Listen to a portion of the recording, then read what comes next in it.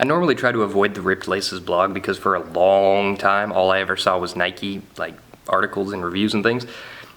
And that's not something that I wanted to support. I didn't want to go to their website, give them ad revenue, and then have them turn around and buy Nike so that they could do another Nike review and just continue this vicious cycle of supporting Nike.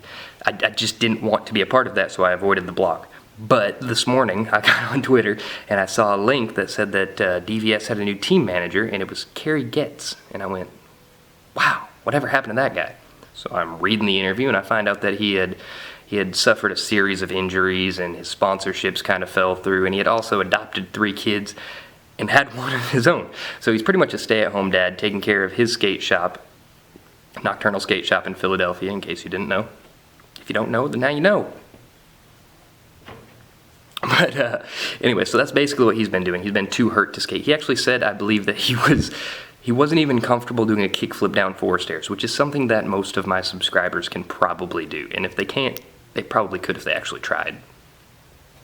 So that was a little disheartening to begin with, but he does say a lot of things in this interview that really give me a lot of hope for the future of skateboarding, especially the shoes, because I think that's going to be like the real, that's going to be the hot button issue for a long time, because that's where we've got companies that I don't particularly care for infiltrating our industry and kind of changing things up.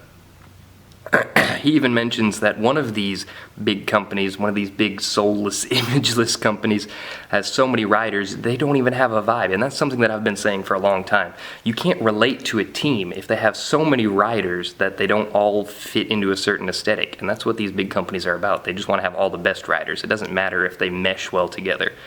He says he wants to bring it back and have 8 or 9 solid dudes that are all about this company and really want to promote it and have fun with it. I think he even said, or somebody said to him, and I had to write this one down because I didn't want to mess up the quote, let's have fun with this, let's not take this too seriously, or take it too seriously. And that's kind of a cool thing. He doesn't want to compete with Nike.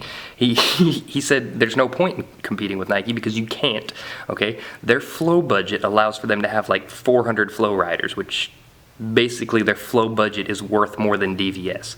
You can't compete with that amount of money. No matter how hard you try, it cannot be done. But basically what they're going to try to do is not take this too seriously, have fun with it, bring back some 90s and early 2000s shoes that did really well and kind of like modernize them, make them so that they fit the current aesthetic a little bit better, but still have that vibe from like the golden era of skateboarding. If that's your idea of the golden era, everybody's golden era is different. But obviously for Kerry Getz, that's his idea of the golden era because that's when he was really shining. So that's kind of where I'm at with this. If you are actually really, really good at skateboarding and you think you fit that vibe, you should probably be making a sponsor me video for DVS because they are looking for riders. They're going to try to find, they can't afford to go buy like, and I say buy, it's not really buy. They can't afford to go contract a good rider because they just don't have the money for it. So they've got to find some young, new talent, which is probably going to get poached when you take into consideration that the reason that Kerry Getz is even the team manager is because their old team manager left and went to Adidas, and then sometime later, Daewon Song also left and went to Adidas. It's almost as though they've already been targeted and they're the next company to be picked off, but they're not really like that popular of a company, so it doesn't really make sense for them to be targeted. It's just, I guess, low-hanging fruit. It's something easy for these companies to do, is wipe out a company that nobody really cares about anymore. And I had a Kerry Getz DVS shoe, and I don't remember the name of it. I think it was just the Kerry Getz DVS, to be honest. It was like gray and white and red, I think, and the suede blew out super fast. Hopefully, when they modernize these shoes, they're going to make them much higher quality. That shoe is the reason that I never gave DVS a second chance. And honestly, it probably wasn't the shoe's fault. It was probably the fact that I was learning a lot of new tricks at the time and I just blew them out super quick because I was skating more than normal. But that's something that a lot of people don't realize about skate shoes, is that not every session is the same. If you wear Nikes, but you barely skate them, yeah, they're going to last a long time. But so will DVS. So will any other shoe. That's what they're supposed to do. But skateboarders put them through a little bit more hell, and not every session is created exactly the same. If you do more kickflips, you're probably going to get holes in those areas a lot faster. You do a lot of pop shove-its, or you just push around a lot, you're probably going to wear out your soles a lot faster. that's just how it is. Not every shoe is created equally.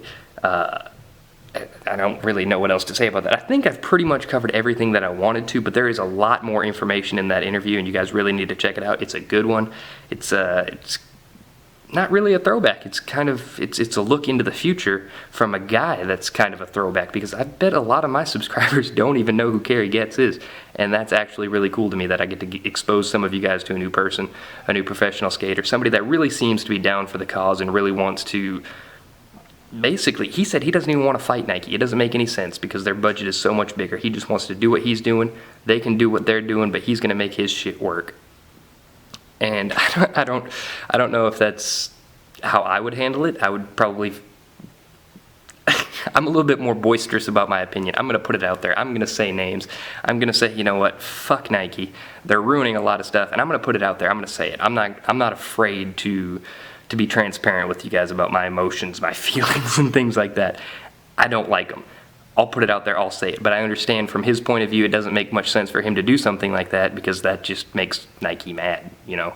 It doesn't make sense for them to poke the bear, because if he does that, it's just going to result in them targeting them even harder.